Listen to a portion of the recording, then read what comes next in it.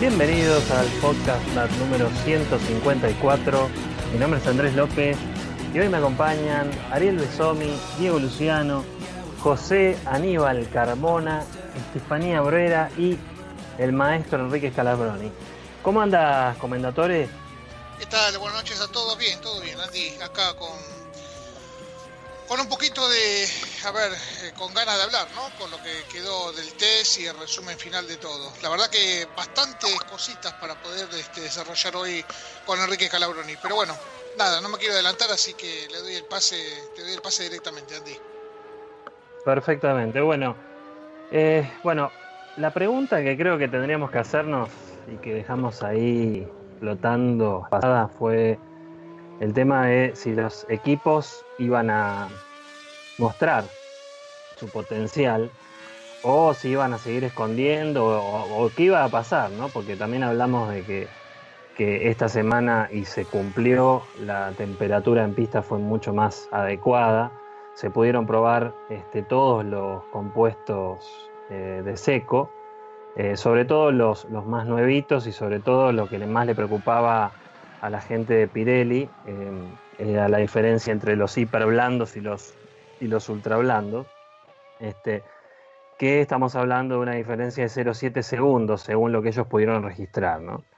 La gente de Pirelli, Mario Isola, se mostró muy conforme con esto y no es menor, digamos, porque la semana pasada parecía bastante complicado con el tema de la lluvia y las temperaturas que hacían que los equipos no pudieran obtener suficientes datos después para la temporada, ¿no? Estamos hablando de nuevos compuestos y que Pirelli, bueno, necesitaba tener feedback y los equipos, por sobre todas las cosas, necesitaban tener feedback. De esto le quería preguntar a Enrique. Enrique, ¿cuán importante es ahora obtener esos datos de los neumáticos? Digamos, ¿qué trabajo se quedan ahora los equipos una vez que ya conocen cómo funcionan los neumáticos? ¿Qué pueden modificar de ahora a Australia? ¿Cómo andas, Enrique? ¿Qué tal? Buenas noches y un gusto estar otra vez con ustedes. Bueno, no, en realidad más que de neumáticos, se probó con una serie de neumáticos más blandos. Se bajó el rango de los neumáticos del año pasado y se dejaron afuera los ultra duros y los duros y se partió con los blandos, pasaron a ser medios y así pudieron agregar el hyper blando, el hiper blando. Claro. Y lo que ocurre es que es un test que no dice nada, y eso lo dijo muy bien Vettel. Dice, no busquen, no consideren ningún tiempo porque no es real ninguno, porque las condiciones que estuvieron hechos los test no fueron para tener condiciones reales, fueron búsquedas. Hay muchas discusiones en este momento sobre mucho humo en ciertos boxes y ciertos automóviles y humo de aceite quemado. Y hay también discusiones de que es muy probable que mucha gente, cuando fueron a buscar los récords, la mayoría que se olvidaron lo que estaba leyendo es que se olvidaron del control de combustible, o sea, del consumo. Así que son Claro. cosas que no dicen nada. Lo único que más se puede ver, que se saca como conclusión más lógica, son estos runs de estas carreras, estas vueltas seguidas que se hicieron en condición, dos cosas fundamentales. Una es, primero, la cantidad de kilómetros que hicieron. Esto es una cosa que es fundamental porque nunca creo que se había llegado a hacer tantos kilómetros por equipo. Y que sin llegar a tener grandes problemas. Solo Renault presentó problemas en el auto en el Mercedes, en McLaren, con dos motores que se rompieron. Después uno tuvo que estar cambiado también en el auto de Sainz y parece que no se sabe bien, pero parece que hubo un problema también en uno de Red Bull. Pero en la parte de kilometraje es un kilometraje muy grande desde el punto de vista de Mercedes, Ferrari y también Honda, que llama la atención. Y desde el punto de vista que quería decir yo era otro, es el hecho de que en los long run, o sea, que hicieron ya para ver la vida del neumático, ya en condiciones de carrera y no con todo combustible, se vio que el más rápido sigue siendo, pero mucho más que el año pasado, es Mercedes, aunque Mercedes no llega a poder utilizar los super blandos y los hyper blandos. Entonces, por una razón de que tiene el automóvil con poco rake y le exige para que no le baje el automóvil, no se le cierre el pasaje de aire cada vez que aceleran, le exige utilizar muelles mucho más, o sea, sí, sistemas de suspensión más rígidos, ya sea de barra de torsión o muelle, lo mismo. Sistema elástico es más rígido, lo que se llama el wheel rate, más alto. Claro. Y esto tiene problemas en el momento de acelerar, porque ven que todo el blistering, o sea, todas las ampollas se produjeron en el centro de la banda de rodamiento. Si se produce en el centro de la banda de rodamiento es típico cuando se acelera y la temperatura ahí aumenta, después el tipo de curvatura que toma, porque ahora como son más anchos, se deforma más la curvatura, no es plano como era antes, ahora es más redondo. Y entonces al acelerar, viste, va al límite de tracción y empieza a patinar. Cuando empieza a patinar aumenta la temperatura. Cuando aumenta la temperatura, la humedad y el encolado mismo entre la piel, entre el compuesto y la tela y las capas del mismo compuesto se empiezan a separar y se crean estas ampollas que después se rompen. Eso lo sufrió mucho McLaren, pero no Ferrari. Lo que pasa es que Ferrari después lo dijo muy claro Raikkonen, dice, los Hyper dicen 2 vueltas no queda nada. O sea, hay que hacer el tiempo Claro. ahí, si no lo haces ahí no queda nada. Ahora hay que ver en qué Claro, condiciones es una goma para una estrategia muy particular, ¿no? Porque, Perdón. una goma de clasificar, no. En claro, de realidad clasificación. Sí, Steffi. el hiperblando está hecho para circuitos extraños como Sochi, Mónaco y Canadá y nada más. Claro. Sí, no tiene mucha resistencia, Mónaco, ni siquiera en Barcelona, que el circuito tiene, tenía no asfalto, pero tiene mucha carga lateral en cada curva. Entonces el hiperblando es como el ultrablando del año pasado cuando se lo probó. Le dieron una vuelta y ya después no se dio, no sirvió para nada. El problema es lo que menciona Enrique, ¿no? De la temperatura que se calienta. Claro. Calienta. ¿Vos decís, Enrique, que ahí se calienta en extremo el neumático? Digamos. Se superan los 125 grados, que es lo que resiste el neumático Michelin. Pirelli. Que si Pirelli. era el compuesto, que es compuesto especial, un compuesto que no es el caucho natural, y si fue sintético, y si fuera con caucho natural no podría superar los 95 grados. Pero el trabajo de Pirelli es sensacional. Lo que ocurre es que se está llegando ya a querer ir a correr con un chicle, ¿no? Claro, sí. Claro. Es buena la definición. Vamos a aclarar un poquito la tabla. Vamos a aclarar un poquito la tabla según lo que dice Enrique y para reforzar un poco lo que estaba diciendo Andy, que la diferencia de tiempo, sí, que marca el neumático según Pirelli sería que el super blando es 8 décimas más rápido que el medio, el super blando es 4 décimas más rápido que el blando y el ultra blando es 8 décimas más rápido que el super blando. Y el hiper blando está entre 7 y 8 décimas más rápido que el ultra blando. A ver, la deducción que saca Pirelli depende, obviamente, y lo vieron por el circuito, lo que es en este caso el circuito de Barcelona, ¿no? Con unas temperaturas que estuvieron al orden del ambiente 18, 19, 20, 21 grados y en pista llegó a estar hasta 35 grados. Hay que ver cuando las temperaturas aumenten más y depende también la gradación de cada circuito en lo que se vaya a correr, ¿no? Esa es la realidad. Por eso... Sí, tengamos en cuenta que se refaltó todo a Barcelona, ¿no? Por eso lo que mencionaba Hamilton, justamente, que mucha gente se le fue a la yugular, entre comillas, ¿no? Por sus declaraciones, que él prefería el asfalto viejo y no este asfalto nuevo, ¿sí?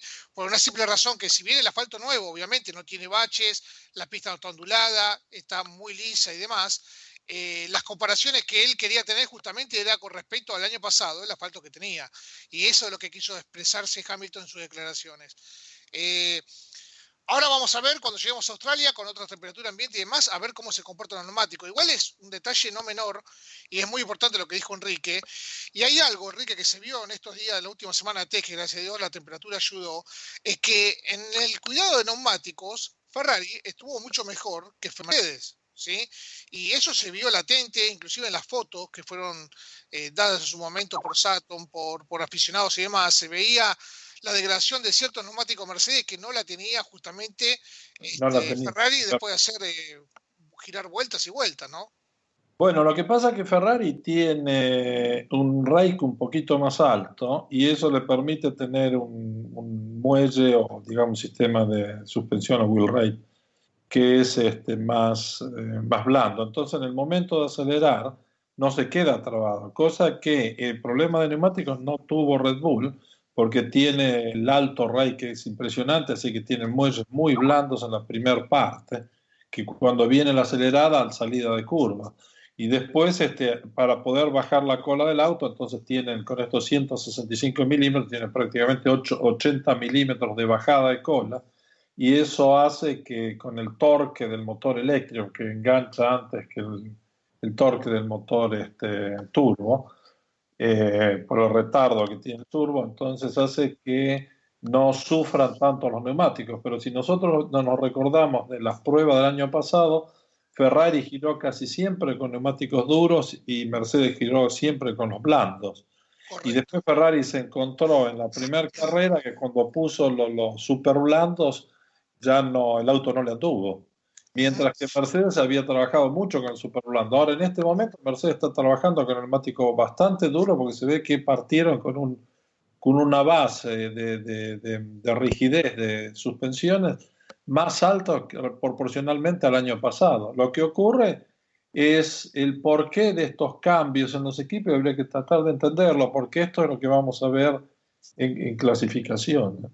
No, totalmente de acuerdo, Enrique, y por eso, volviendo al tema de antes, el dato interesante, y yo me quedaría, no pueden compartirlo o no, con mi pensamiento, es que Ferrari sigue cuidando los neumáticos como fue en el 2017. Igual hay datos interesantes, porque si uno analiza bien estos tests, lo que me llamó la atención, por ejemplo, en data específica que hemos estado analizando, inclusive Ariel creo que tiene también para aportar, en lo que son las vueltas de cada uno, que si bien las vueltas uno no sabe si tiene mucho o menos combustible, qué están probando realmente y demás, se ven que en una vuelta total con el mismo compuesto se llega a deducir que, por ejemplo, si bien Ferrari, comparando Ferrari con Red Bull lo que gana en curvas, Ferrari lo gana en recta. O sea que seguimos teniendo, como el año pasado, un chasis muy bueno en lo que es en Red Bull, ¿sí? Pero no un motor que es lo que le hace falta a Red Bull y por esta deficiencia que marcaba con el motor. No. Ese es el problema. ¿Cómo, Enrique? Y es el problema grave que tiene. Claro, exactamente. Por eso acá vamos a tener el tema de, a ver, uno analizándolo y leyendo y demás a periodistas y gente que estuvo, y hablando de gente que estuvo en el circuito, planteaba eso, ¿no? O sea, muchos ponen muy por arriba Mercedes. Yo no sé si lo pondría muy por arriba. Sí está el concepto del auto.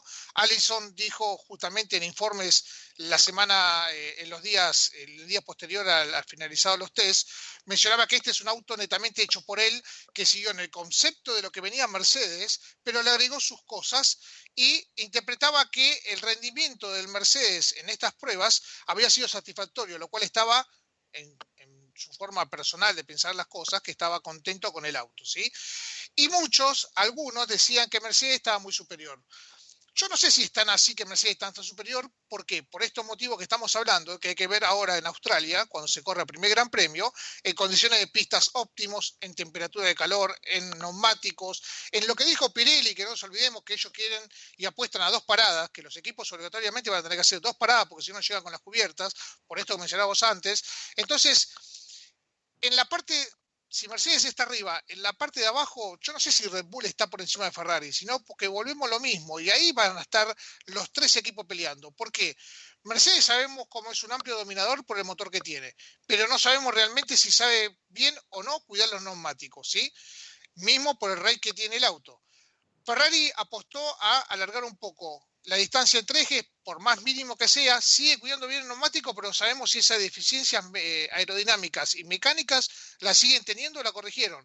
Y tenemos un Red Bull, que nadie duda el chasis que tiene Red Bull, pero ojo, le falta lo que es motor. Y motor hablamos de fiabilidad, y Renault presentó varios problemas Sí. en donde en el auto McLaren, que después seguramente vamos a debatirlo y vamos a hablar con las conclusiones finales de su problema de aerodinámica, y es más, esto lo mencionamos entre comillas con indirectas el programa pasado, y Enrique lo explicó muy bien cuando no se ponen de acuerdo ambas partes en fabricar un auto, y presentó problemas en el auto de Carlos Sainz también, o sea, Renault también en su mismo coche presentó problemas. Y ojo, el último problema que tuvo Renault, que no pudo girar Carlos, fue justamente por problemas mecánicos en la caja de cambio, que fue ajeno al motor. Entonces, mi duda es, Red Bull, ¿estará a la altura de pelear a Mercedes y a Ferrari cuando no tiene todavía un motor confiable y le falta esa fiabilidad, Enrique? ¿Renault puede en 2 semanas hacer un cambio? Yo creo que no. Está todo pie y mano porque todos sabemos, y usted sabe, que las cosas se tienen todas por Australia, no creo que lo pueda hacer, porque además con la exigencia de reglamento este año, que no pueden haber mucha diferencia en la homologación de los motores oficiales a los motores, digamos, de clientes. Entonces están metiendo en condición los equipos que si no tienen la producción de las partes hechas para darle a todos, no van a poder cubrir, le van a permitir que en una carrera hagan un desarrollo que tengan que probar en carrera, pero en la próxima carrera ya la deben tener todos los equipos. Así que va a ser un año donde van a tratar de trabajar menos, y por eso es lo que yo pienso que han trabajado más en la seguridad mecánica todos, pero que, como bien dices tú, Renault no está demostrando tener resistencia mecánica. Una cosa es no tener potencia, y la otra cosa es no tener potencia y no tener resistencia mecánica. Ahora, hay una cosa, desde el punto de vista de los 3 automóviles, yo pienso que la carga aerodinámica es probable que sea no tanta diferencia entre uno y otro, pero la característica del automóvil está con el alto rake, que es el que tiene Red Bull, que está en los 165 milímetros de despeje en la suspensión trasera. ¿No? Es una locura. No es una locura, es una genialidad. Y después está el Mercedes, que es el que tiene la menor altura, que estará en los 75, 80 milímetros. Y a mitad está Ferrari, que Ferrari vuelve a cometer hay lo que yo dije ya los 2 o 3 veces, entre el concepto de Rory Baird, de buscar el alto rake, y el concepto del grupo que son los proyectistas de Ferrari, que están en tener el auto bajo. Ahora, si ustedes se acuerdan del año pasado, Mercedes no destruía los neumáticos, al contrario, era mejor como trataba el neumático. Ferrari tenía que ir con neumáticos más duros. Ahora, este año empieza a tener problemas Mercedes, ¿pero por qué?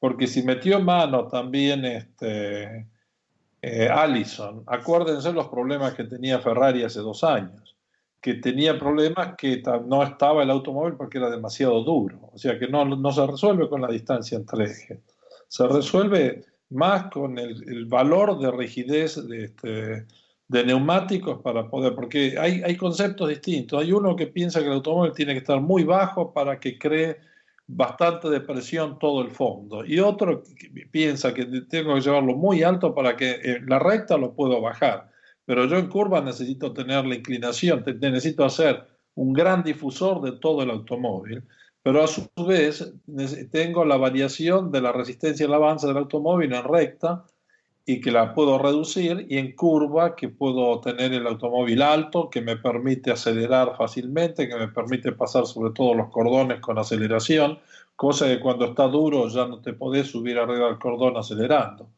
Este tipo de cosas hay que analizarlo muy bien. Y el tren delantero, hay una cosa que es fundamental. El tren delantero tiene un despeje en estático de unos 19 a 22 milímetros. Pero cuando va a 250 kilómetros por hora, el auto está alrededor de...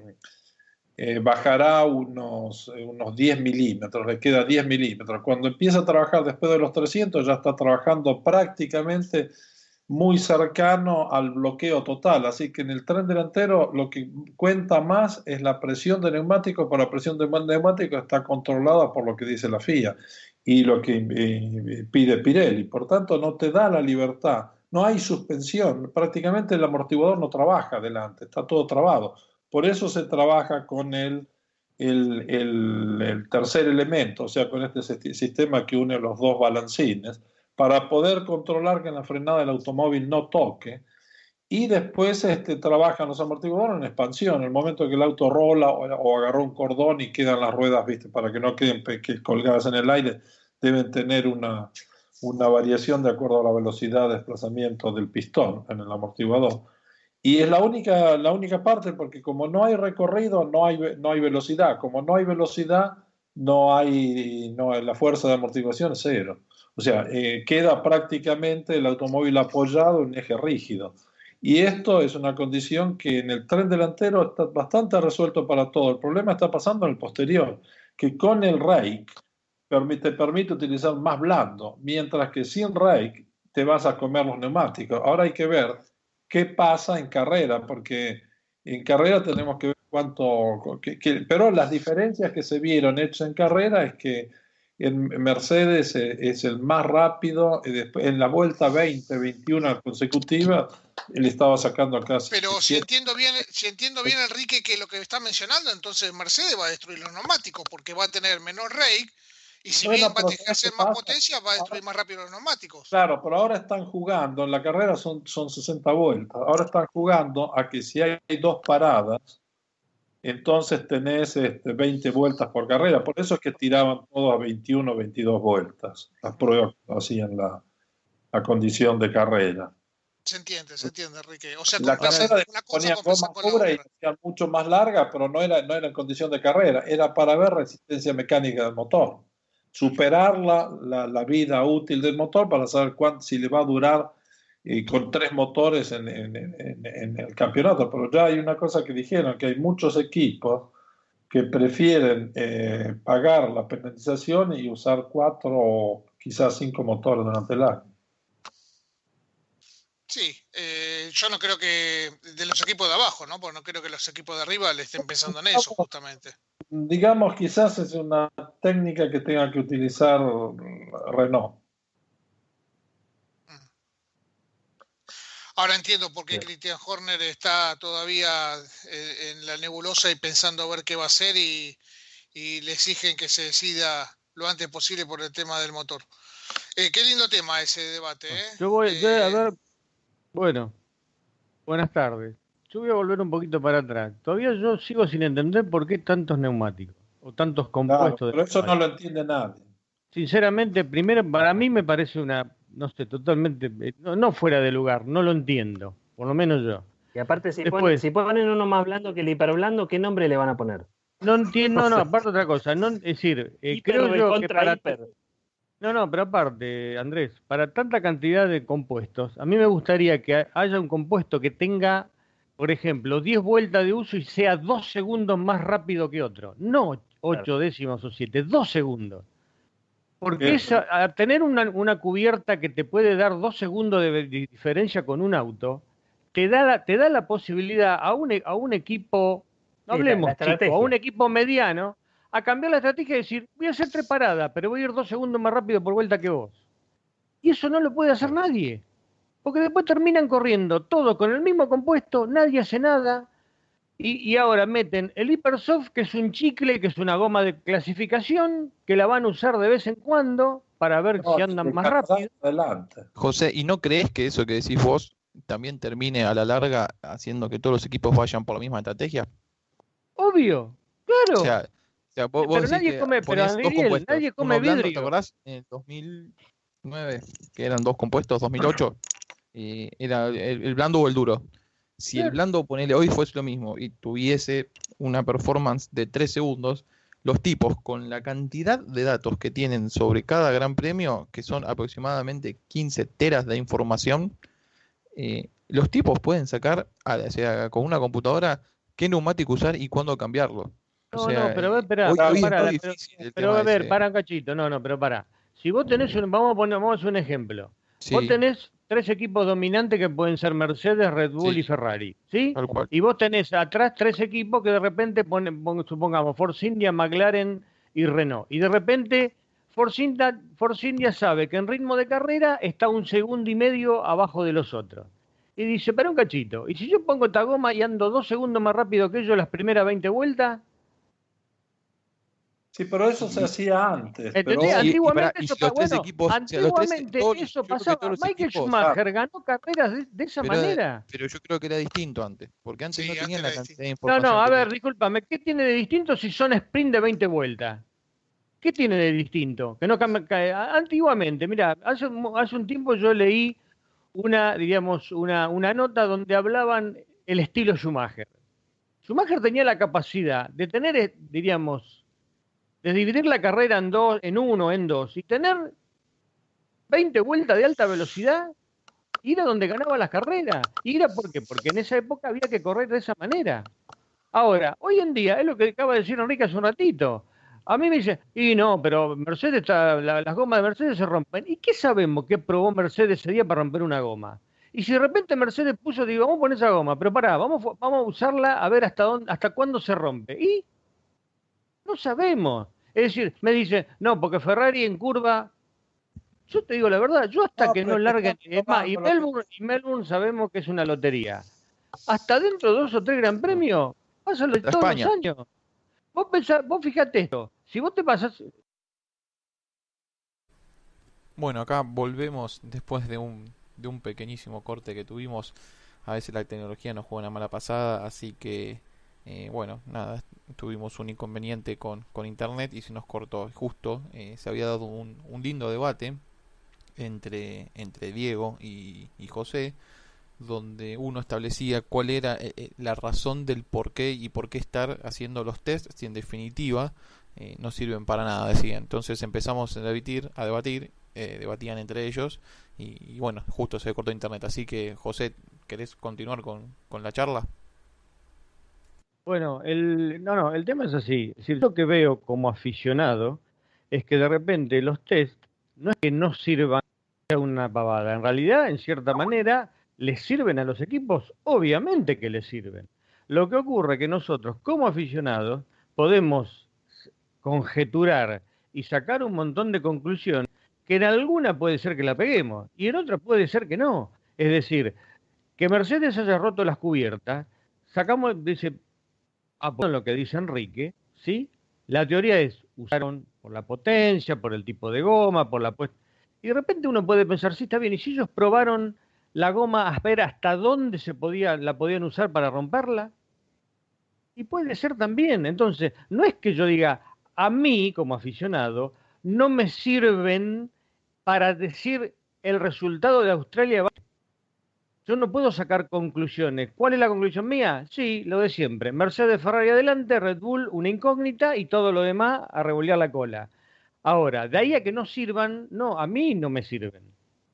Perfecto. A los equipos sí que les sirve. ¿Pero dónde sacaste, José, esa conclusión que va a estar Mercedes? Lo sacaste de los test, justamente. A ver, José, acá hay un punto que bueno, se interrumpió y fue el debate que tuvimos entre los dos, ¿no? Pero la realidad es que a mí me diste a entender que estos test no sirven para nada. Entonces yo dije, bueno, ¿cómo no van a servir para nada? Nos encontramos el lunes que viene, hablamos de la previa, hablamos del sol, del circuito. No, pero eso no. Y hablamos. Yo creo que acá hay varios puntos interesantes para analizar.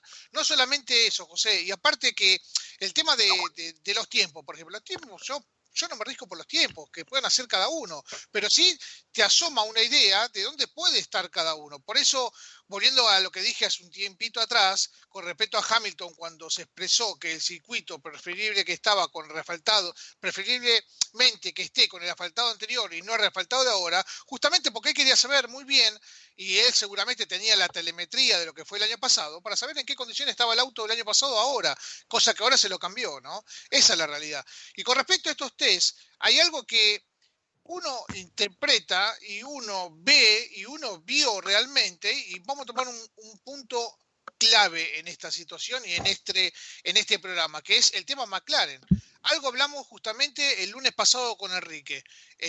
Acá hay un tema y un problema que radica en qué, Enrique. ¿cuál fue el problema de McLaren? ¿O cuál puede llegar a, mejor dicho, voy a preguntar de vuelta bien, ¿cuál puede llegar a ser el problema de McLaren que tiene puntualmente los que todos vimos a través de fotos y a través de imagen, que se sobrecalentaba la parte posterior y que llegado un momento se quemó esa parte, ¿no?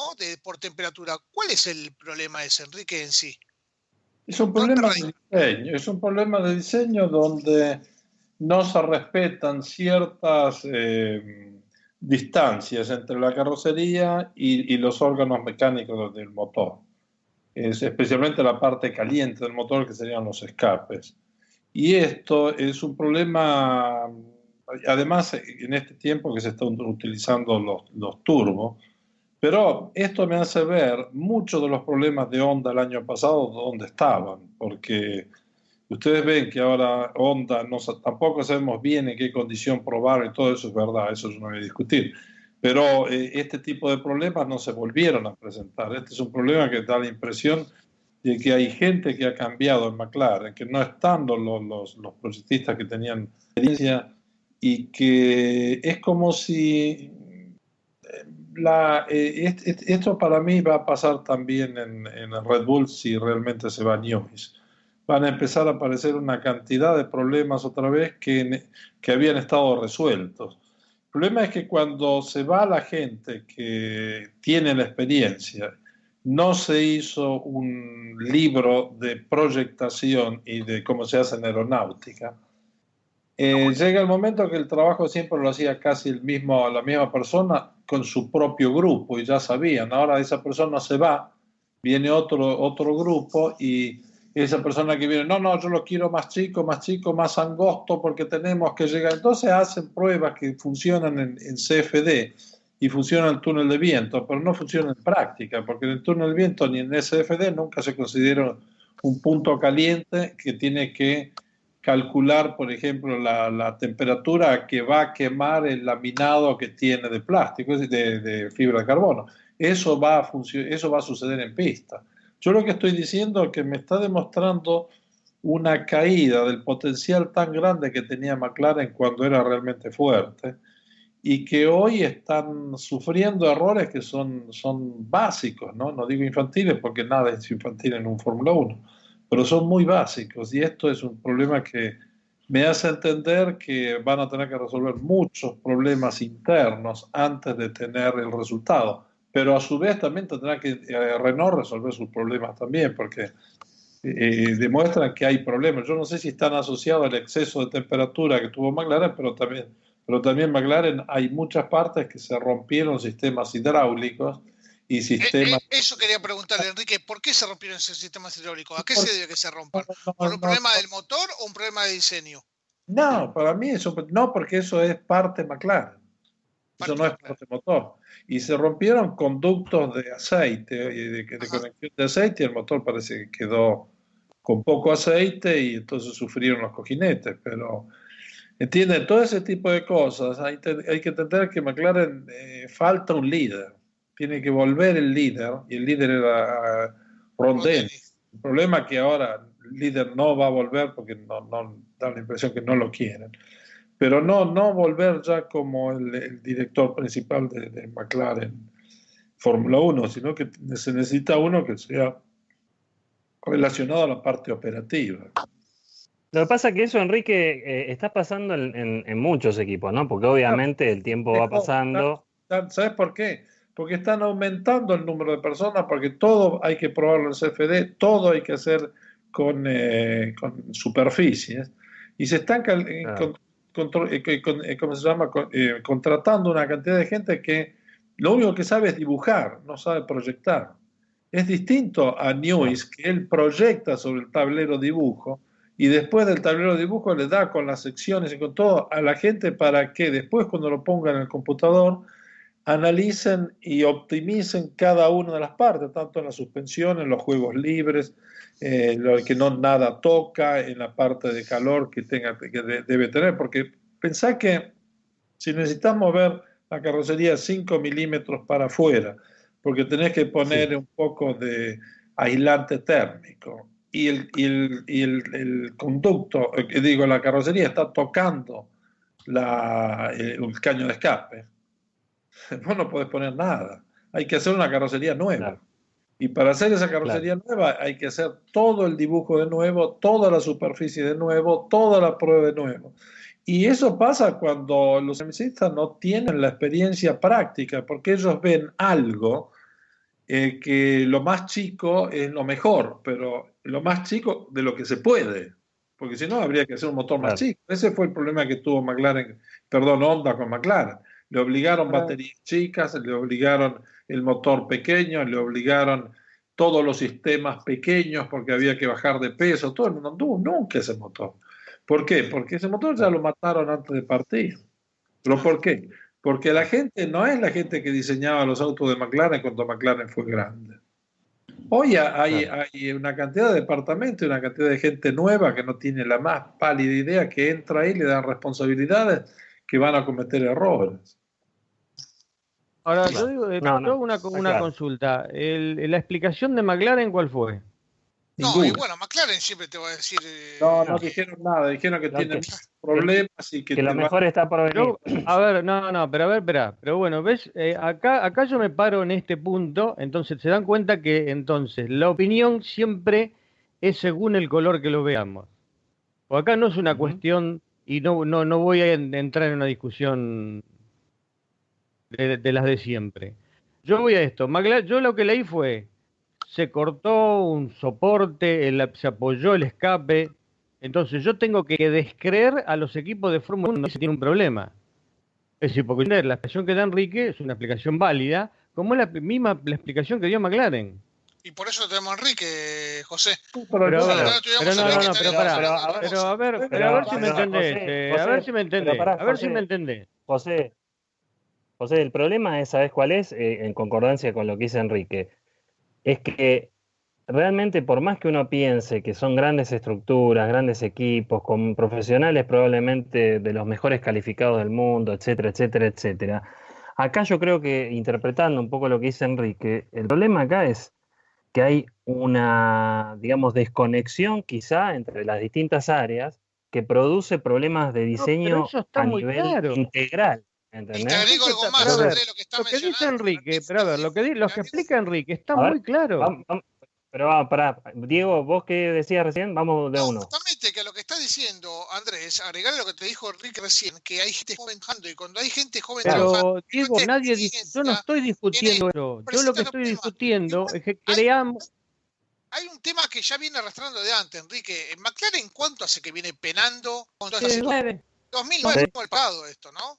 Claro, porque viene de cuando decidieron hacer todo con CFD y trabajar con superficies al límite. O sea, el problema es que hay que saber cuál es el límite. Por ejemplo, si trabajabas con Patrick Head, te iba a hacer entender que una cosa hecha que superaba el valor físico, mecánico o de resistencia o del mismo sistema de temperatura, o sea, no podía suceder. Eso quiere decir no saber, porque quiere decir, el problema que sucede en este momento, está tan dividida la cantidad de gente y la cantidad de gente es tan especializada en una parte, que el que hace el escape, el que hace el motor, el que hace la carrocería, hace la carrocería, pero no es que como en un tiempo que el que hacía el motor también hacía la carrocería. Entonces ya él mismo se ponía condiciones a sí mismo y sabía hasta dónde podía llegar. O sea, todo este tipo de cosas. Estamos volviendo al tiempo que toca, bueno, háganle un agujero y háganlo más grande. Y yo veo que también a Ferrari le pasó lo mismo. Estaban sobrecalentando. El punto es, ¿por qué sobrecalentaban? Este es el punto. Si sobrecalentaban, en McLaren no hay duda, porque sabes que para a ti, Carmona, te digo cuál es la visión. Cuando vean las fotografías del auto que tiene el problema, fíjate la fotografía de prácticamente casi del mismo lugar de los otros autos, y ahí te vas a dar cuenta las dimensiones que usan los otros para las dimensiones que está usando el equipo que tiene problemas, porque hoy los motores están establecidos también hasta con las dimensiones, las curvas, las dimensiones geométricas del motor. Hoy no es un 12 cilindros contra un 4 cilindros en línea, que son cosas completamente distintas. Hoy estamos teniendo motores que la FIA te dice todas las dimensiones como tiene que ser, así que vos no podés cambiar ni el ángulo, ni la inclinación, ni la tapa de cilindro, la forma que tienen, ni la carrera, ni el ¿cómo se llama? El radio del cigüeñal. No podés cambiar nada porque está todo establecido. Entonces, si uno es más ancho y no tiene problema y va fuerte, y vos ves que el otro es todo, mira cómo le hicieron a este, cómo... Y los otros, ¿por qué? ¿Son tontos? Los otros no, los otros están funcionando. Este está parado siempre porque está quemando carrocería. Entonces te das cuenta que si conoces realmente el interior, sabes hasta dónde puedes jugar. Y si vos ves, por ejemplo, no pasa en este, no pasa en aquel, pero le pasa siempre al mismo, es porque ahí hay algo que no funciona como organización. Bien. Hay un tema de... Ya, bueno, a ver, la pregunta, y es para ya cerrar este tema McLaren, ¿no? Y no seguir hablando en lo que resta del programa. ¿Tiene solución, Enrique, este problema? Tiene que hacer las carrocerías más grandes, modificarlas y ¿Se darle... puede modificar? ¿Se puede modificar, Bueno, Enrique? hay que modificarlas. Pero no se puede modificar, hay tiempo pero para esas hacerlo. cosas se modifican más fácil Hay que la del hacerlas. motor. Trabajarán de noche a cualquier hora y tendrán que hacerlo. Bien, perfecto. Bueno, mucha gente preguntó, mucha gente llamó la atención y hubo un asado, ¿no, Enrique, ahí en el box de Ferrari, ¿no? Yo por lo menos vi que estaban haciendo un par de costillitas. Choripán. Viendo lo de la FIA para ver lo que estaba pasando. Pensaban que había fuego. No, el problema parece que ahí está, en que la FIA decidió, y esto lo escribimos, lo estuvimos analizando en Twitter, la FIA estableció que no se puede utilizar más el catch tank, o sea, el tanque de recuperación del aceite que ya retorna del motor, porque tenían miedo a que lo vuelvan a usar dentro del motor. Entonces, en vez el consumo no era ese 0,9, sino que se transformaba en 1,5 litros, bueno, de 1 litro y algo, 1 litro 200, una cosa así. Entonces, cada 100 kilómetros. Entonces, ¿qué ocurre? Pero, ¿dónde lo tiras el aceite? ¿A la calle o al aire, al ambiente? Y ese es el problema, que tenés el caño de escape, la última parte del caño de escape que sale del turbo, que sale a una temperatura muy, muy alta. Y pusieron porque ahí se vieron la fotografía que hicieron ver ahí, el tubito que es el de descarga. Pero no puedes tirar nunca afuera, porque primero lo estás tirando contra el aceite, no puede estar en contacto con el escape nunca, porque el fuego se produce siempre por ahí. O sea, no es tanto la nafta, sino que es el fuego producido por el escape, porque ese quema y dura, la nafta se consume rápidamente. El punto en este momento está en que si esa solución la quieren llevar adelante, bueno, van a tener que estar limpiándose ¿cómo se llama? Las viseras, todos los pilotos, porque se van a comer una cantidad de litros de aceite porque va a estar todo en el ambiente. Una cosa es que vaya un solo auto, otra cosa es que cuando van 20 autos todos juntos va a haber aceite por cualquier lado. Y parece que lo puso en un lugar que caía precisamente, que quedaba en contacto con el escape. Yo mandé a preguntar, Enrique, mira lo que me contestaron. Nada especial, un poco de aceite perdido encima de acero caliente, cosa del test. Eso fue la respuesta que tuve cuando pregunté justamente por qué era el motivo de que estaban haciendo el humo. Así que, bueno, nada, solamente ellos saben qué es lo que hicieron ahí, qué es lo que quemaron en ese momento, Enrique. Pero llamó la atención. No te mintieron. No, pero ojo, que eso pasó en todos. Seguro que eso dijeron la verdad. No, eso pasó en todos los equipos que tenían motores Ferrari. Cada vez que salían era una marea total. Pero bueno, lo de Ferrari convengamos que fue muy alevoso, Enrique, hacerlo como lo hizo. No, es el equipo oficial, pero los privados también tuvieron el problema. Sí, es más, cada vez que salía el Sauber salía la misma humareda. Sí. Y también el Haas. Sí.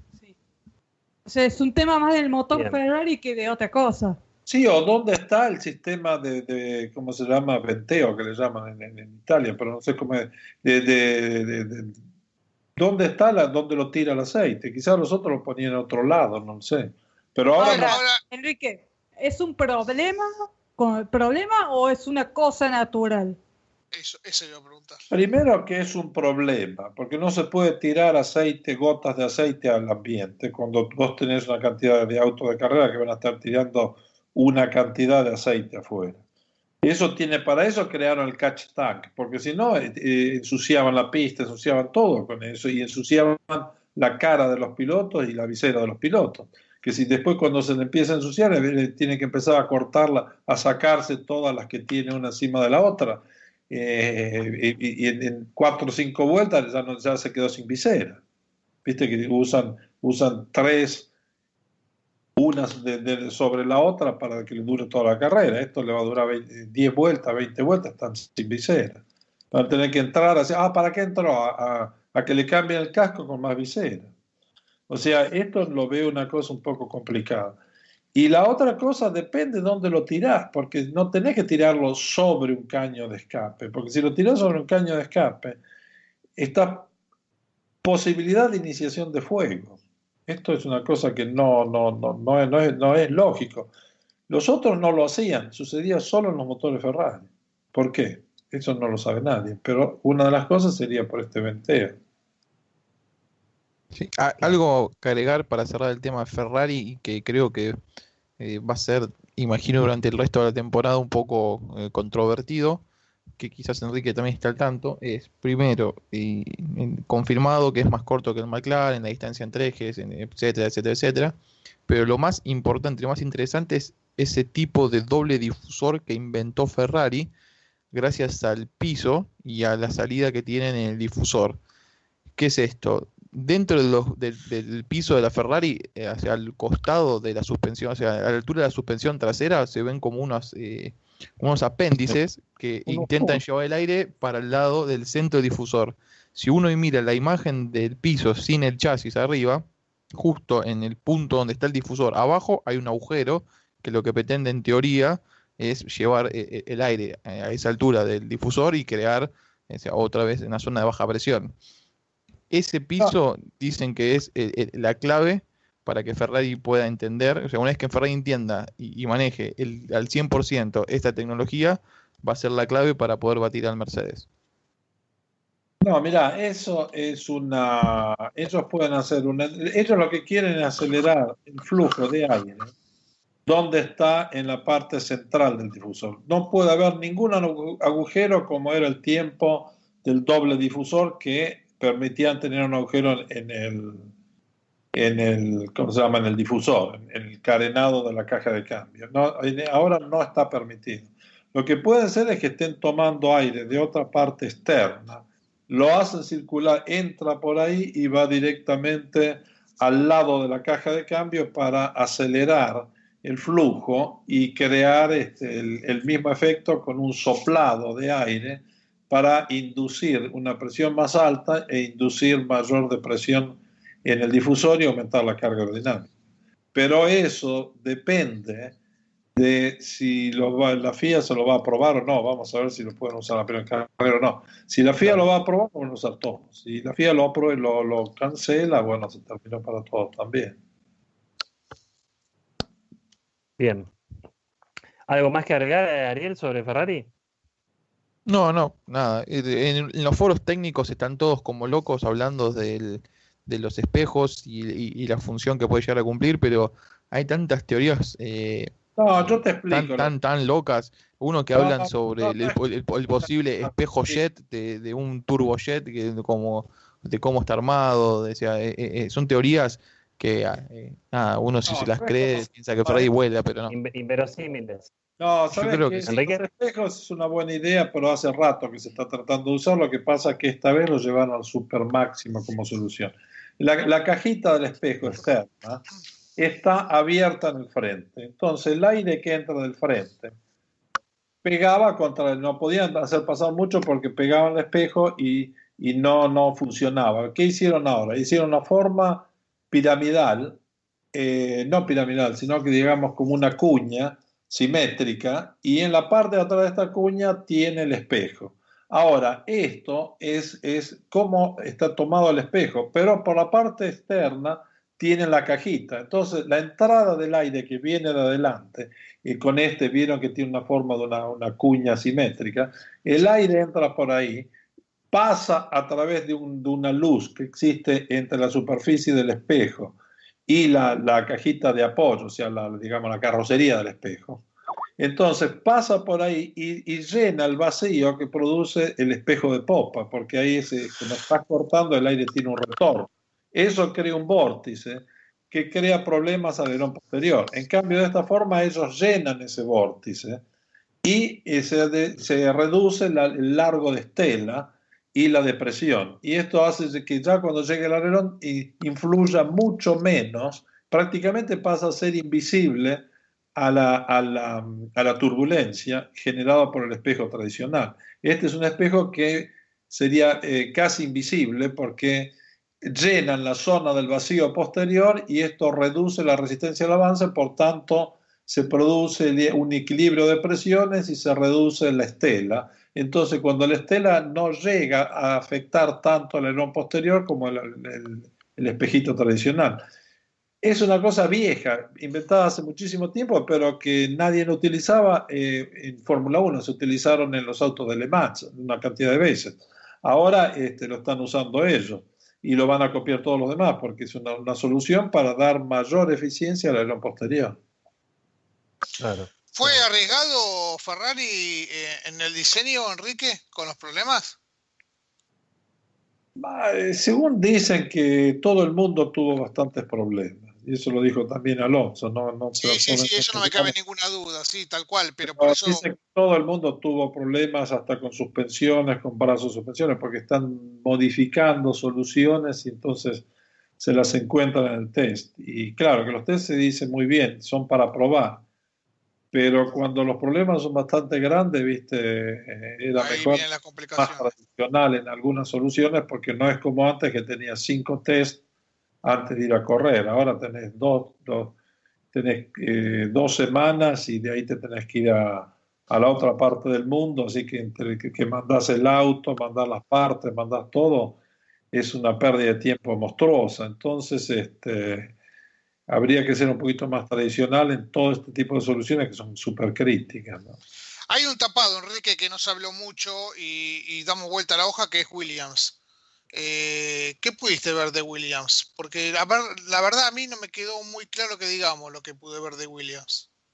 Lo que hoy estuve hablando con una persona que es un periodista y que conoce bien el punto, dice, el problema que sucede es que parten con 2 pilotos que tiene uno que no es tan malo pero necesita experiencia y el otro que todavía tiene que aprender bastante. Entonces se encuentran en una situación también complicada económicamente porque ahora se comunicó justo en medio de los test, le comunica o se hizo público o sea, la no continuación del sponsor de Martini.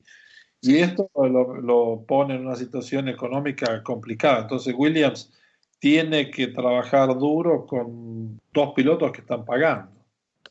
Y hay entonces eso viene llevarlo a Kubica, ¿no? Porque más, Kubica se corrió al costado el día viernes dejando a los pilotos titulares que desarrollen el auto, ¿no? O sea, que prueben el auto, mejor dicho. Pero él primero tiene que ver cómo va el auto, porque para eso le hicieron quedar, porque necesitan a alguien con referencia. Pero no se olviden también que Kubica no está en sus condiciones naturales. No, obvio.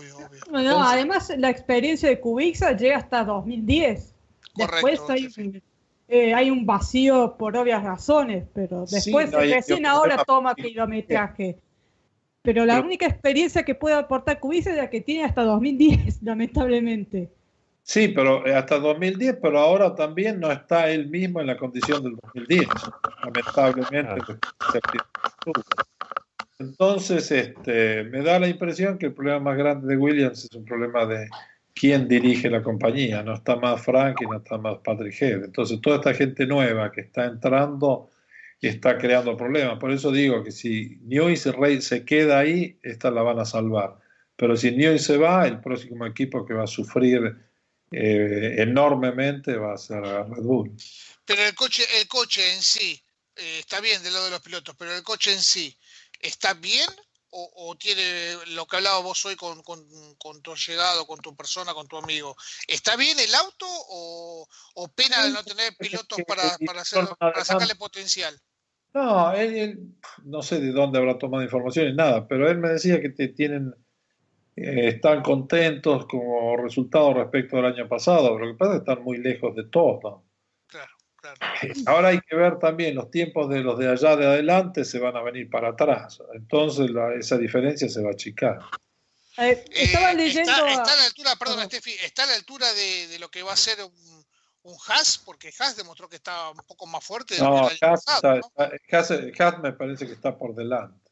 Por delante. ¿Y bastante por delante. No, Sauber es el que está sufriendo más. Bien.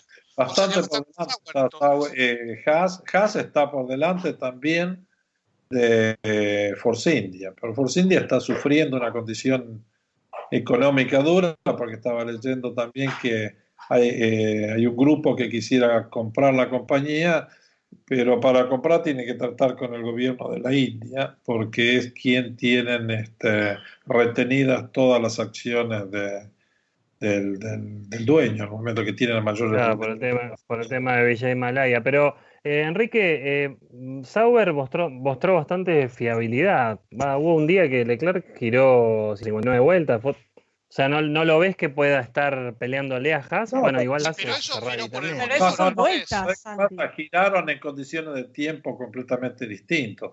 Si giraron mucho tiempo, es porque este motor Ferrari les permite girar tantas vueltas. Es lo que estoy diciendo, claro. ¿Puedo decir algo? Sí, Steffi. Estaba el fin de semana Will Buxton, que estaba cubriendo los tests para la página oficial de Fórmula 1, había hecho como un hilo de sus sensaciones y decía de que Williams, en resumidas cuentas, no se podía manejar.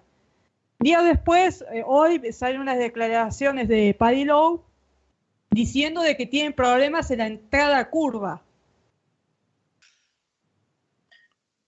Y bueno, por algo tiene que ser porque están muy atrás.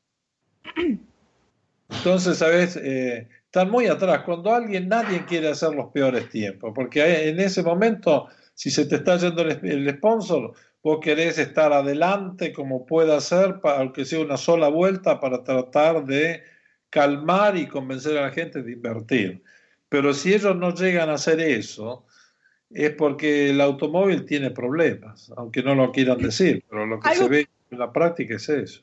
Algo que me llamó mucho la atención durante la semana 2 de test, que es sobre todo en el tercer día que algunos se arriesgaron a hacer una simulación de clasificación no tan simulada, que Williams en ningún momento dado intentó hacer una vuelta rápida.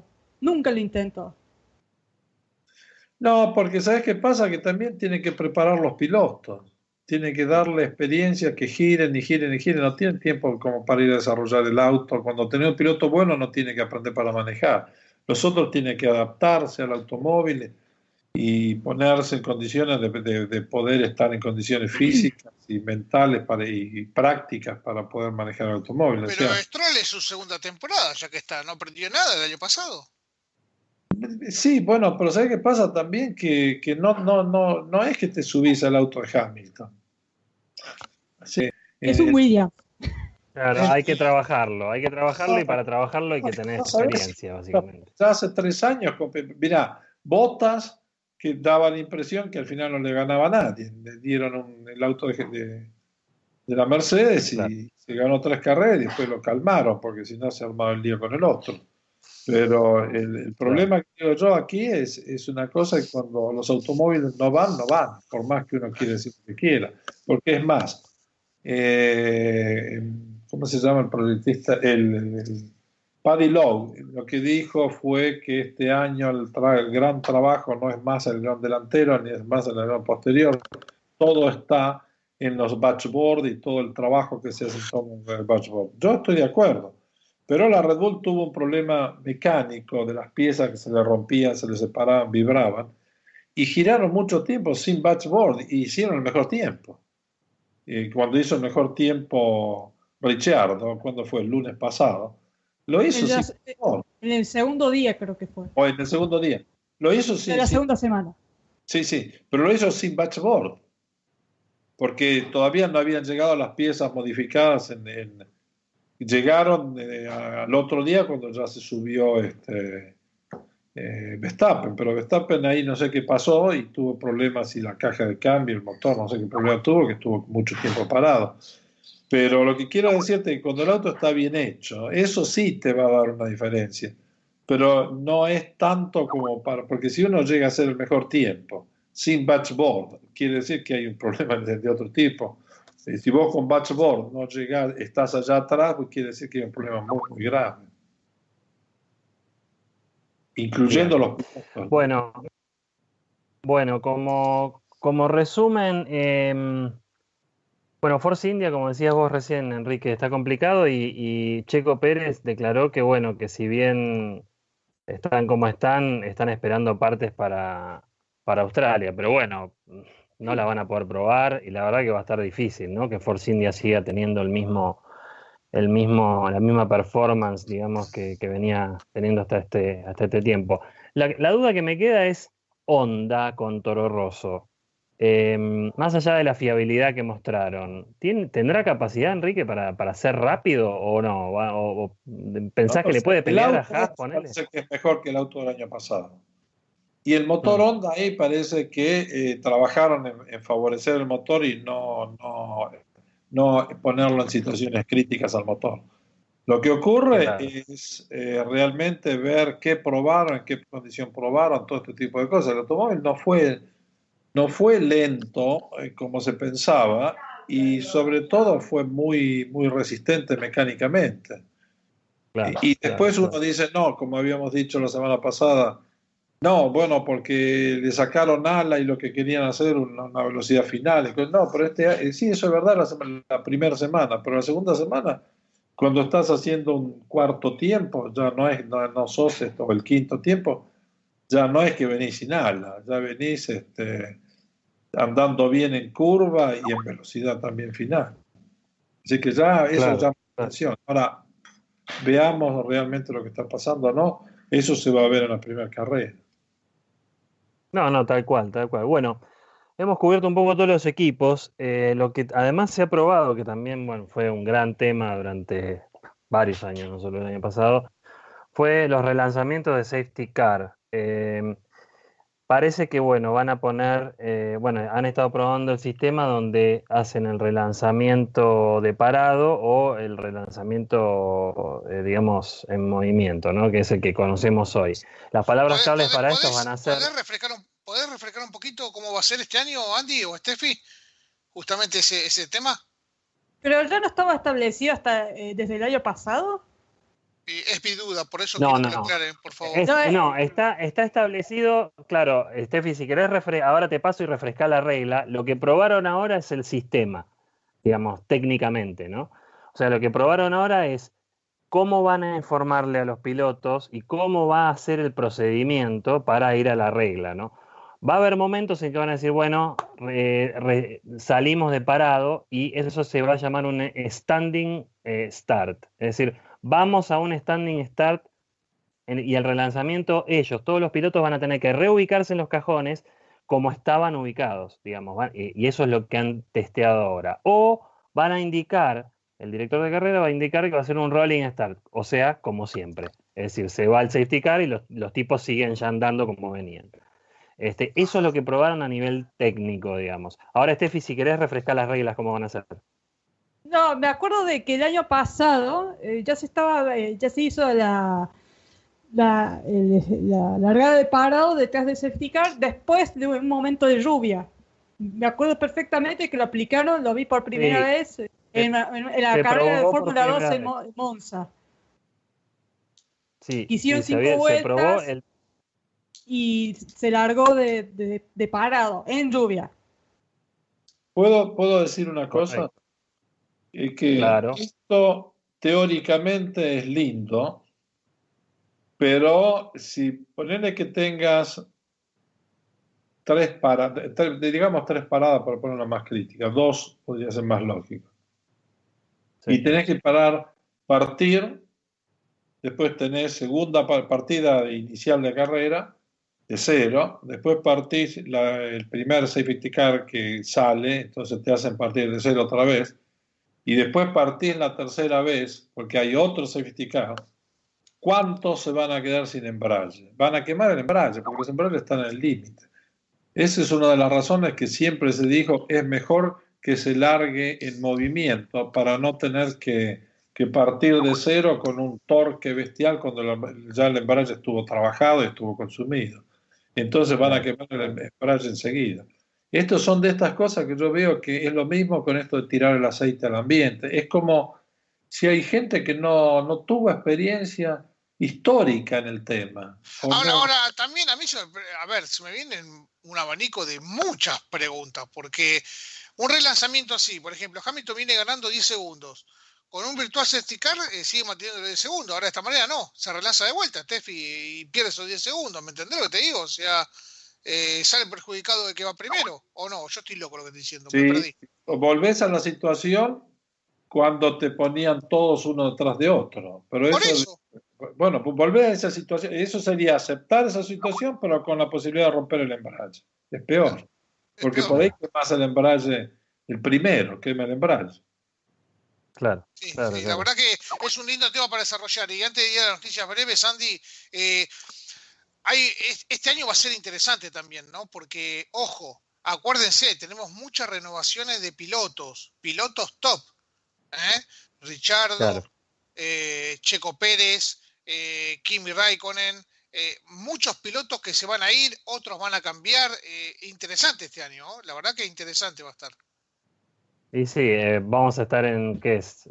Agosto, septiembre, seguramente va a haber una silly season. Yo creo que va a arrancar antes. Yo creo fenomenal. Que en junio, mayo, fines de mayo, principio de junio, estamos hablando tranquilamente de la renovación de los pilotos y demás. Acordate lo que yo te digo. Sí, y aparte sumale a eso que hay que Red Bull va a tener que definir qué hace con Renault, ¿no? O sea, va a estar movido. De los motores, obviamente, sí, tal cual.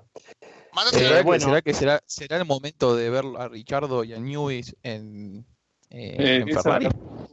Es la gran pregunta. ¿Dónde? A Newey. Ferrari. A Richardo sí. Mira, bueno, una de las noticias que quedan. Espera, que Steffi iba a decir. Espera, Andy, Steffi iba a decir algo. ¿Qué, Steffi? A ver, es más probable ver a Richardo en Ferrari que a Adrian Newey cambiando de equipo. ¿Por qué? Porque Adrian ya hizo todo lo que tenía que haber hecho. Ya pero hizo. No ¿por qué tener que repetirlo en otro equipo? Claro, se le van a ofrecer. Al Ferrari le van a ofrecer perdón.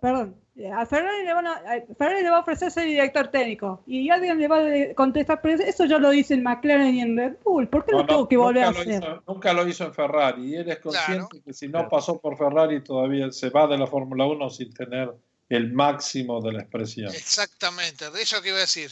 Me ganó Enrique de mano, claro. Steffi. Opino como bueno, y va en concordancia un poco con su alejamiento, que empieza a alejarse esta semana. Él se bajó del puesto clave de aerodinámica, obviamente. Ya lo dice. Pero sigue en el Martin.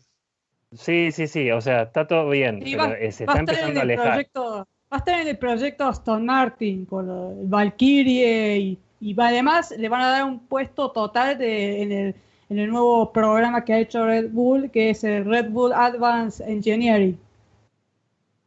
Bien, pero bueno, el número 1 de aerodinámica de Red Bull en la Fórmula 1, que es, digamos, la máxima expresión, ya él no va a estar. Así que es un indicador. Por más que le llenen flores con otra cosa, esta gente, a ver, o se va a diseñar los barcos de la Copa América o lo de la Volvo Ocean Race o cosas así que sean radicales y totalmente, digamos, sí, pero de una forma o otra forma, se llega a este punto que el potencial de Red Bull llegaría a su límite y comenzaría a decaer. Y sí, está claro. Para mí, bueno, va a ser un tiempo difícil de Red Bull y siempre lo que dijimos siempre, ¿no? Red Bull está en la Fórmula 1 por una cuestión de marketing. Es decir, es odioso decirlo de esta manera, pero bueno, en el momento que las cosas le empiezan a ir mal y el Excel le empieza a dar en rojo, bueno, muchachos, a ver dónde metemos esta plata. No es el mercado de ellos. No, ellos no Claro, venden. es que claro, no es como McLaren o Ferrari o Williams, te diría también, porque Williams es una escudería, digamos, o como podría ser Lotus, o como mismo podría ser Renault. O sea, acá Red Bull, digamos, le representa a una marca de bebida energética. En el momento que eso deja de ser negocio para ellos, bueno, podemos ver a un Red Bull irse de la Fórmula 1. O sea, llegado el momento, creo. Veremos, Bueno, muchas cosas este año. También está el sí. Pacto de Concordia, ¿no, Steffi? Así que tenemos muchas cosas este año, ¿no? Renovación de pilotos, Pacto de Concordia, hay un montón de autos, iba a decir, un montón de cosas para hablar. Sí, para un adelanto, Zak Brown, que es el jefe de McLaren, ya está pidiendo a la FIA y a Liberty que presente ya el proyecto 2021. Eso lo dijo más o menos así en la reunión de prensa que tuvieron en los test. Y bueno, y una de las cosas que dejó Brown fue presenten ya las cosas porque 2021 está a la vuelta de la esquina. Y otra cosita que dijo Christian Horner es que basta de los privilegios que tiene Ferrari para que domine la Fórmula 1, ¿no? Claro, esa es una cosa importante, que ahí ellos estaban en un grupo de tres en favor, ¿no? Que era Ferrari, Mercedes y estaban ellos. Ahora, si empieza a reaccionar así Red Bull a través de lo que dice Horner, y a su vez el doctor Marco estuvo muy, muy serio este fin de semana, casi no, durante el test, y no habló, y Richardo continúa a decir, todavía no firmé, tengo que tomar una decisión. Pónganse... Decilo, Enrique, decilo, dale, decilo. Sí, la discusión ahora es contra Ferrari, que antes eran grandes amigos. Algo está pasando. Epa, decilo, Enrique, decilo. Bueno, si no entendieron con lo que dijo Enrique recién, ya está. Andy, cerrá el programa y nos vamos, ¿no? Porque lo dijo bien claro. Bien. A ver. Pero es obvio lo de Richardo. Quien no lo ve tiene un pequeño problema de vista, pero lo de Richardo... Perdón, lo de Richardo ya es sabido que se va a ir. Si se queda es una obra de un milagro, pero ¿sabes qué pasa? Red Bull apuesta todo a Verstappen y entonces y además el futuro de su motor, no se sabe si va a usar Honda, porque hay rumores de que dice que todos los caminos conducen a Japón y no a Francia. Entonces y entonces Richard está evaluando, o sea, me quedo y me arriesgo a que Red Bull Red Bull Honda o me voy directamente a Ferrari a presionar por el asiento de Kimi Räikkönen. Sí, no, después hay otro problema. No creo que no va a tomar ese lugar, pienso que va a tomar un lugar más importante. El punto es esto, que él, si se queda con su edad, ya se le termina la carrera, si se queda en Red Bull. Porque si el que firmó todo el contrato con mucha potencia, porque le dieron todo para que él se quedara, ahora Ricciardo en ese momento se quedó fuera.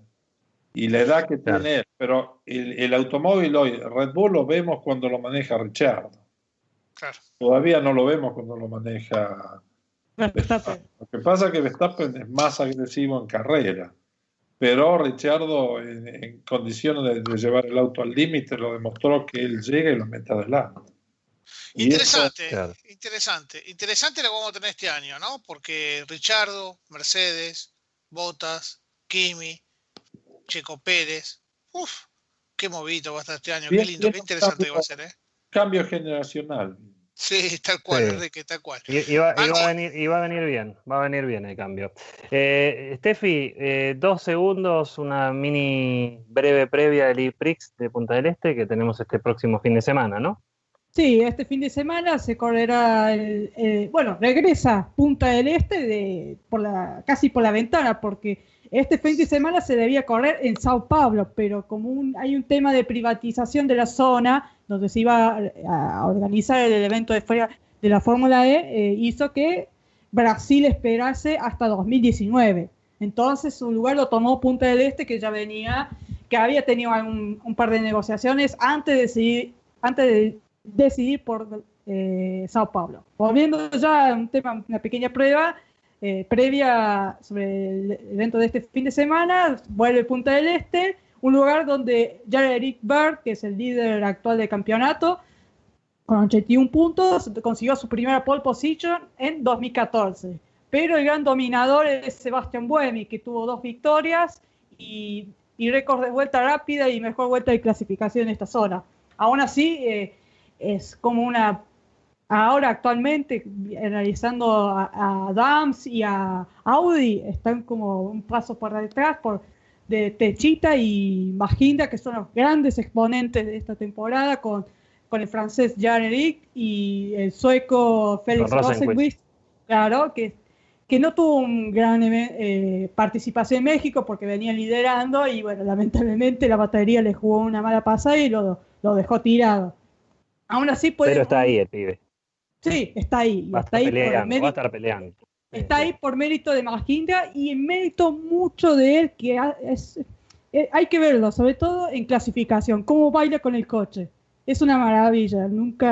Hace mucho tiempo que no veía a un piloto bailar así sobre un coche en plena clasificación.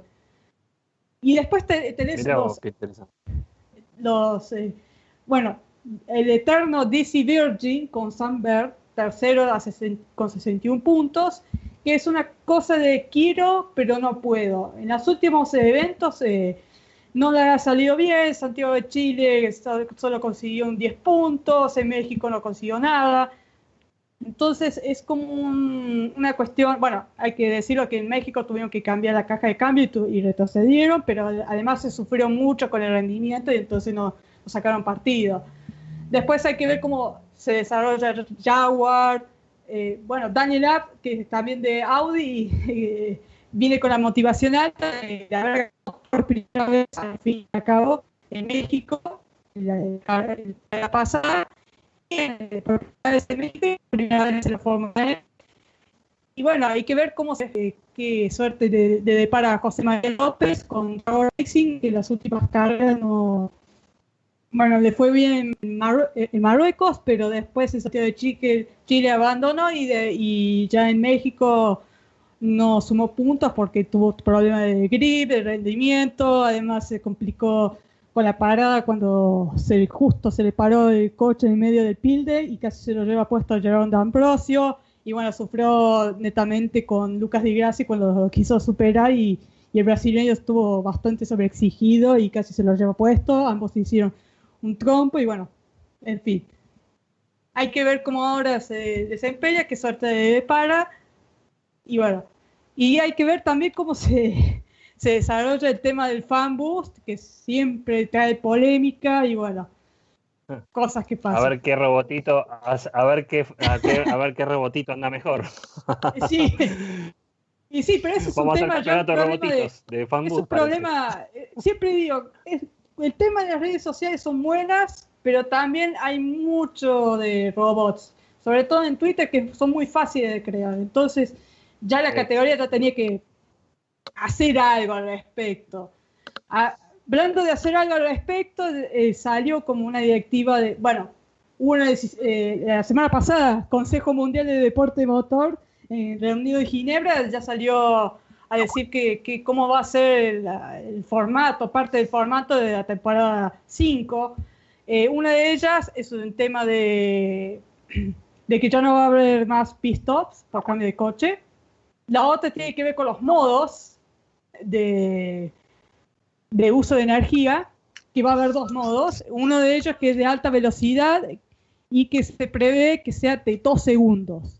Por 280 kilómetros por hora, si es más, van a usar el circuito, en este caso de Mónaco, el mismo que usa la Fórmula 1, va a estar lindo. Te digo que la nueva generación de esta Fórmula E, Steffi, a mí, por lo menos el auto me agradó, y así todo tiene el halo puesto, y es un estilo futurista, está lindo, me gustó el auto. No sé qué opinará José Carmona de la electricidad, pero en este caso me gustó el auto. No hablo de lo que no vi y no me interesa. Uy, bueno. Cortante, pero José. Está bien. Tajante, está bien, José. Alguna vez te vamos a atar una silla y te vamos a hacer ver una carrera. Le dicen. A los pies fue. No, que las carreras las veo. Lo que no me gusta es el globo que arman. Bueno. Sí, bueno, nada pero más, eso ya es un punto. tema de Alejandro. Vamos, No hay por que eso, vamos a creerle, dejar ese tema. Vamos a dejar ese tema para la semana que viene, que ya vamos a ir con el post IPRIX de Punta del Este y vamos a tener Propongo la lo siguiente, primera la semana que previa. viene, el lunes, Andy, por favor. Propongo lo siguiente, a ver si estás de acuerdo, Andy. Estemos de acuerdo nosotros. -1, no hay problema. Dale, Que la carrera del EPRIX dale. del próximo lunes lo haga el resumen José Carmona. ¿Qué te parece, Andy? Yo no tengo problema en hablar de auto de carrera, y más de una carrera. No, que quiero que hagas el resumen de la carrera, de lo que va a ser el EPRIX de... No sé a qué Claro. hora es el sábado, porque yo el sábado tengo que trabajar. Para que si la puedo ver. No importa, José, te la grabamos y después la ves a la noche. Bueno, sí. 4 de la tarde, pero te pasamos el link, todo. Claro, sí. Es más, voy a tu casa y te llevo un televisor. O al trabajo voy. Perdón. Qué grande. Che, bueno, cerramos con esto. Steffi fue la que estuvo más cerca del mejor tiempo, porque se acuerda que hicimos una porra de quién hacía el mejor tiempo y con qué tiempo. Steffi dijo 1.17.0 y bueno, Vettel hizo 1.17.182, así que se lleva el premio al mejor tiempo. Y el otro, el Commendatore, le pegó porque el que hizo 1.17.182 fue Vettel, que fue el que dijo él que iba a hacer. Así que bueno, premio compartido. Uno le pegó al piloto y la otra le pegó al Casi le pegó al piloto con Alonso, no quedó tan lejos. 16.4. 17.7, creo. Con el piloto, no con el tiempo. Y el piloto, pero vos dijiste 1.16.4. Yo dije claro, Alonso, y Alonso 1.16.4. Alonso se quedó como el segundo o el tercer mejor tiempo el otro día. Segundo. No estuvo tan mal. 1.17. No, el tercero. No, tercero. Ferrari después. 1.17.7 hizo. Sí, Sí, el sí, mejor sí. tiempo de Alonso es 1.17.7. 1.17.7. Bueno, y Claro, lo 1.17.7, último, ya para sí. cerrar, Andy, MotoGP. ¿Qué pasa este fin de semana MotoGP, Steffi? Bueno, se disputa la primera de la temporada 2018, Qatar. Y después de una linda temporada, ¿no? Porque parece que, por lo que se ve en los test, lo se vieron en los test en Buriram, en Qatar propiamente dicho, está bastante peleado. Ducati, Yamaha, Honda. Después tienes a los privados con algunos de sus referentes, como en el caso de Tectra con Johan Zarco. Hay que ver preferentemente cómo se desempeña cada uno de ellos en esta temporada, pero se avecina una muy buena. Bien, Sí. perfecto. Yo la vengo siguiendo. Sí, Andy, dale.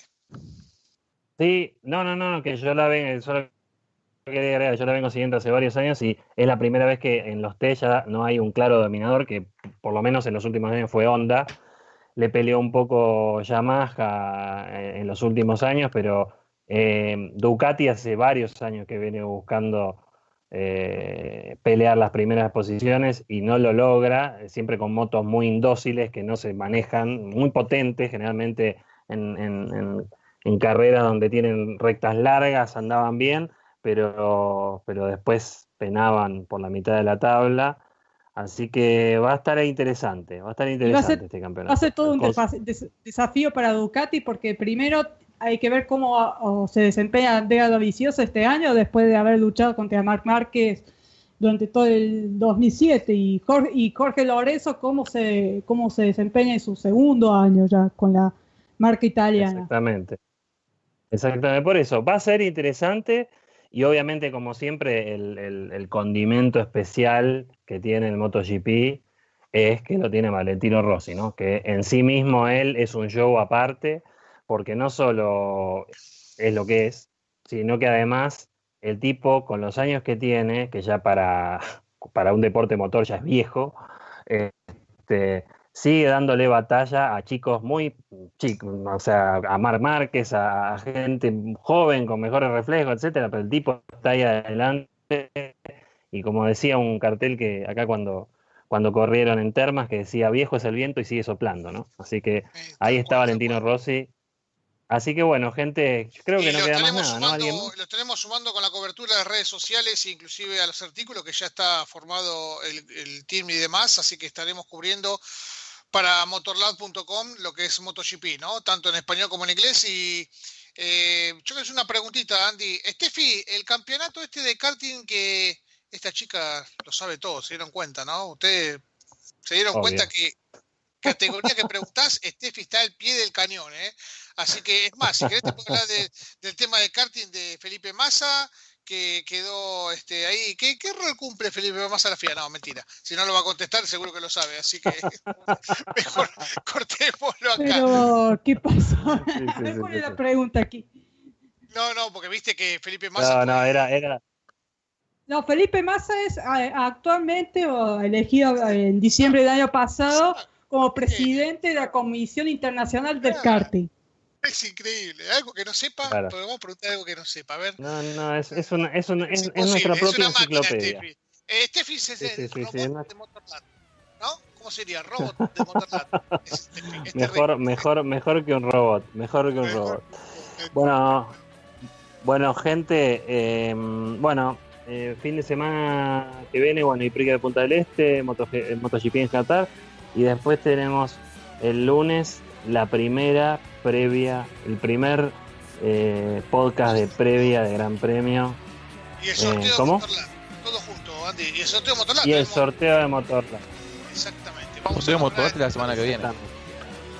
Exactamente, por eso. Tenemos un montón de cosas, así que ya está, empieza el año, muchachos. Así que ahora a meterle pata, ya está. Ya arrancamos el año con todo. Y va a ser probablemente, esperemos, un año divertido.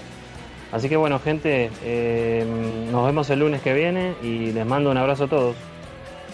Abrazo. Chao, chicos, nos vemos. Chao. Saludos a todos. Chao.